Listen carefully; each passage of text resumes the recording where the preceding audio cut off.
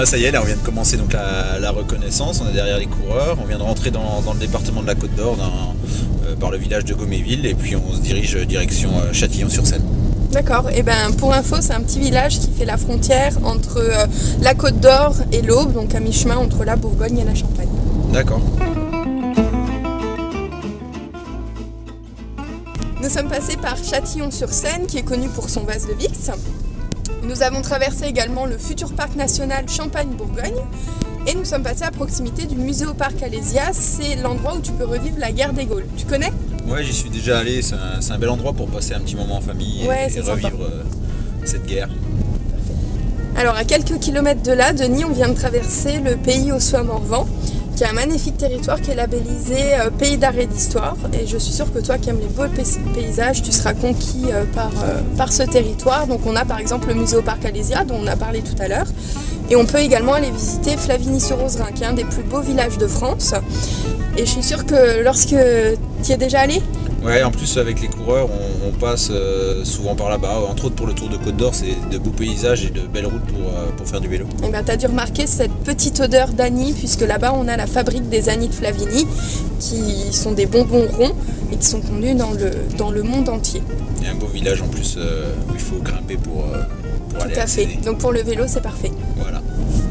Là en fait la partie, donc là on est à 5 km du sprint et je pense que ça roulera très très vite parce qu'on voit que c'est full plat descendant. Il va avoir une descente un petit peu sinueuse et juste une remontée avant le sprint, là où il y aura les sources de la Seine à droite. Ouais. Je pense que ça roulera très très très vite au jour du tour. Donc là c'est dans 1 km 600 le sprint, c'est au bout de la ligne droite, hein, donc c'est vous qui dirigez, c'est toi, vous passez le mot au milieu du groupe, mais c'est au bout de la ligne droite là, Chanceau, le sprint.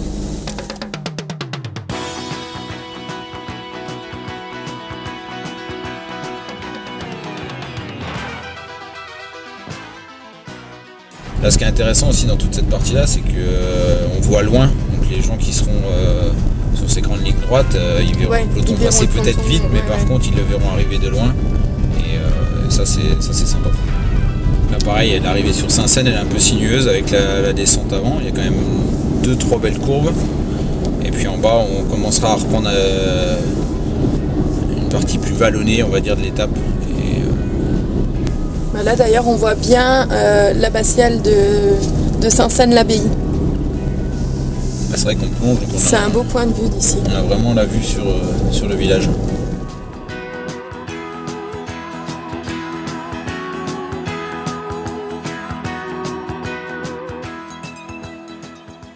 La descente va nous emmener sur Malin. Donc c'est une partie des plus sinueuses de l'étape du jour. Oui.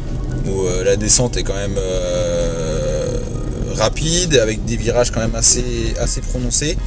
On a une belle épingle à un moment sur la gauche, et puis tu as l'entrée dans un village aussi en pleine descente qui est assez tendu, mais par contre superbe village. Oui. Et puis après, donc pour les coureurs, par contre, ils n'ont pas le temps trop de voir tout ça, mais c'est vrai que c'est un super beau paysage en plus. Voilà, et là on arrive donc à Malin, et si on avance un petit peu, tu vas voir la forteresse qui est sur l'éperon rocheux au milieu du village. Et c'est une forteresse qui est continuellement en restauration puisque c'est des bénévoles qui s'en occupent. Et pour y accéder, il faut grimper un petit sentier et ensuite tu arrives à l'ancien château fort de Malin. Pont-de-Pagny, donc là on arrive dans la vallée de l'Ouche. Et la vallée de l'Ouche, c'est une invitation à la promenade parce que tu as le canal de Bourgogne qui parcourt 242 km de long. Et le long du canal, on a la voie... Tout à fait, ouais. Il y a la véloroute. Voilà, qui permet de faire du vélo. Et là, toutes les familles viennent souvent se promener avec les enfants parce que c'est vrai que c'est calme, c'est joli, c'est reposant. Et puis, c'est pas difficile vu que c'est le canal. C'est plat. Et ce qui est sympa, c'est qu'on peut également donc suivre le canal à vélo, à pied.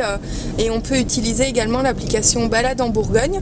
Et avec cette application, tu as plusieurs randonnées à pied, à vélo et également des parcours éco-pagayeurs, donc en canoë. Et tu suis ton parcours à l'aide de l'application Balade en Bourgogne. D'accord. Là, on on est actuellement dans la côte d'Urcy et en fait c'est l'arrière-côte dijonnaise et le plateau de la côte d'Urcy est classé Natura 2000 et il se trouve sur un plateau calcaire, donc zone classée Natura 2000. Il y a une faune et une flore assez exceptionnelles sur ce plateau de l'arrière-côte dijonnaise. Donc là on est vraiment sur la fin la fin de la bosse. On va ressortir sur les hauteurs et puis après on va replonger quasiment directement de l'autre côté, arriver vers les vignes en fait. Au niveau de la côte. Et quand on arrive à Gevrey, on dit qu'on arrive sur les Champs-Élysées de la Bourgogne. C'est en fait c'est entre Dijon, qui est la capitale des ducs de Bourgogne, et Beaune, qui est la cité des vins de Bourgogne. Sur la Bourgogne, on a 33 grands crus et en Côte d'Or, on en a 32. Donc c'est quand même assez exceptionnel. Donc d'ailleurs, voilà, là le château du Clos Vougeot, et il propose un ensemble architectural assez varié puisque ça va du XIIe jusqu'au XVIe siècle. On va bientôt longer la route des grands crus de Bourgogne. Donc cette route, elle a été créée en 1937. C'est la première route touristique des vins de France. Et en fait cette année c'est 80 ans, donc tout au long de l'année en fait tu as plein de manifestations sur l'ensemble de la côte pour fêter les 80 ans de la route des Grands Crus.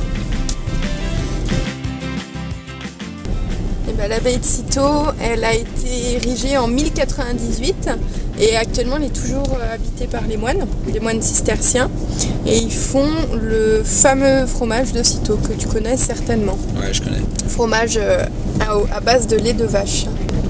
Et là, du côté de la course, on sera plus qu'à 20 km de l'arrivée. Vraiment un final qui est très très plat, où ça roulera vite.